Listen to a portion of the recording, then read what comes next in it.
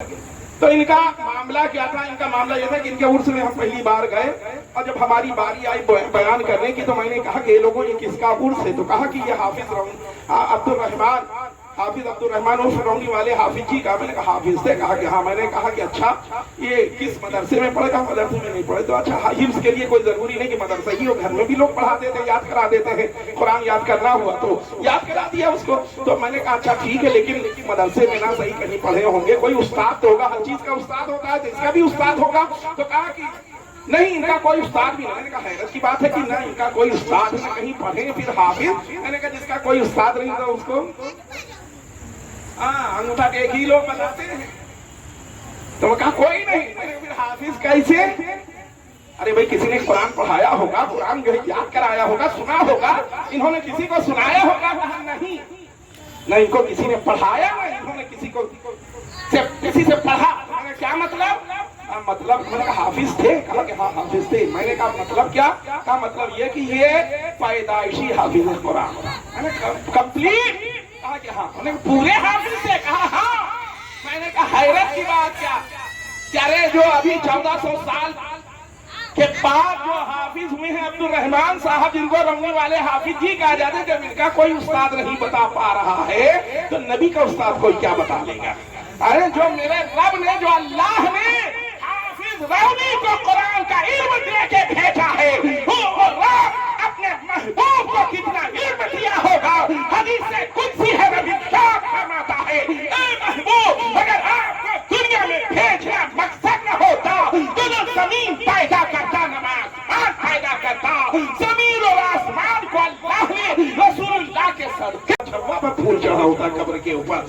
یہ ابھی جلدی مجھے پتا چلا کہ سرکار اعلیٰ حضرت پر ایک کتاب لکھی گئی جو فیضان اعلیٰ حضرت، اس میں جب مجدد گنایا ہے تو مصنف نے ملا احمد جیون کو مجدد لکھا جی۔ تو میں بتانا یہ چاہ رہا ہوں، جس نے اتنا، تو میں حضرت عبد الرحمن اور رونی والے حافظ جی، یہی بچراواں ہے نا، بچراواں وکیل صاحب آپ تو جانتے ہی ہوں گے، چاہے ملے بھی ہوں، رونی والے حافظ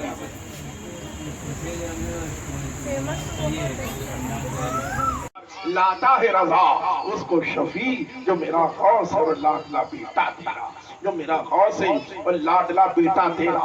الحمدللہ ہر نوچندی کو یہاں محفل میلاد النبی صلی اللہ تعالی علیہ وسلم ہوتی ہے۔ اس کے بعد اگلی نوچندی جو ہوگی وہ 7 نومبر کو پڑے گی۔ اور سوچ رہے ہوں گے کہ ابھی تک تو نوچندی یہ نہیں بتایا گیا کہ کس کب پڑے گی۔ ہاں اس بار ہی کیوں خاص ہے، اسی لیے بتایا جا رہا ہے۔ 7 نومبر کو پڑے گی اور چھماہی 14 درویش کا عرس 7 نومبر ہی کو۔ اب اس میں ہر نوچندی میں کسی آنے والا جو عرس ہوگا یا نوچندی میں جو ذکر ہوگا وہ مدار العارفین کا ذکر کیا۔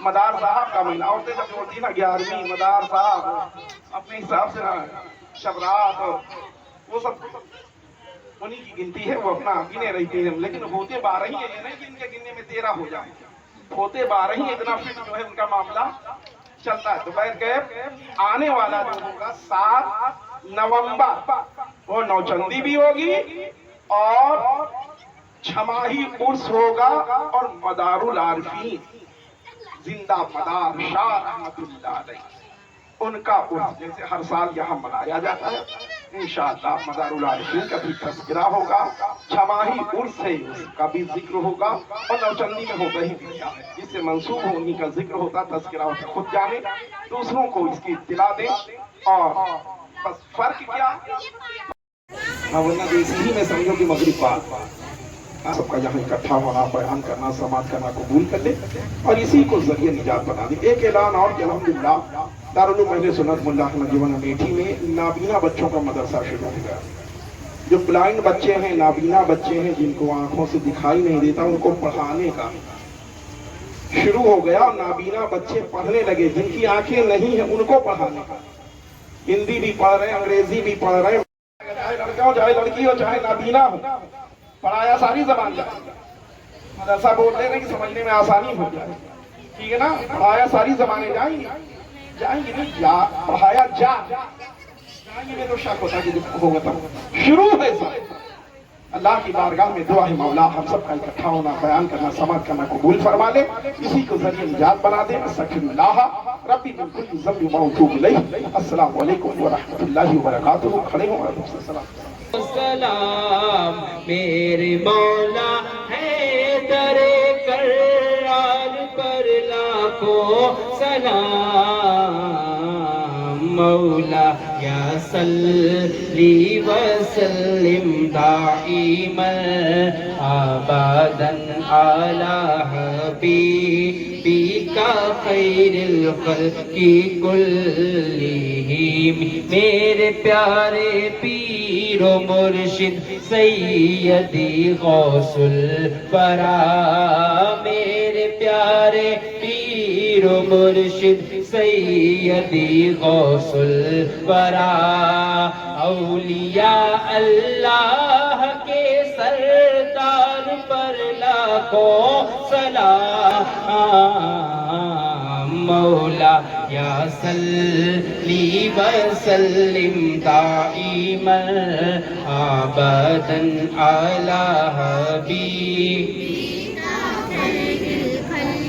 کلہم۔ جو گیا یا نبی سلام علیکہ، یا رسول سلام علیکہ، یا حبیب سلام علیکہ، صلوات اللہ علیکہ۔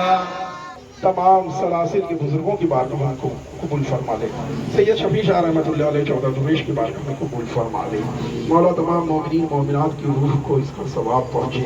اے اللہ پیران پیر روشن ضمیر سرکار بغداد کا ہم سب نے ذکر کیا، چرچا کیا، باتیں کی، مولا سرکار غوث اعظم کے صدقے میں ہر ایک کی عزت آبرو عقیدے کی حفاظت عطا کر دی، بیماری قرضداری بیگا محرمات سے نجات دے دی، بے اولادوں کو اولاد صالح عطا کر دی، جو اولاد والے ہیں ان کے بچوں کو نیک پرہیزگار بنا دی، میرے مولا جن کے بچے جوا شراب دیگر خرافات میں پھنسے انہیں توبہ کرنے والا بنا دی، اے اللہ ہر ایک کو نمازوں کا پابند بنا دی، قرآن کا قاری بنا دی، سچا گناہوں سے محفوظ کر دی۔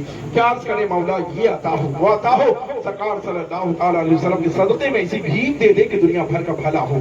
وصلی اللہ تعالیٰ خیر خلق محمد وآلہ وصحبہ اجمعین برحمتہ یا ارحم الراحمین۔ لا الہ الا اللہ۔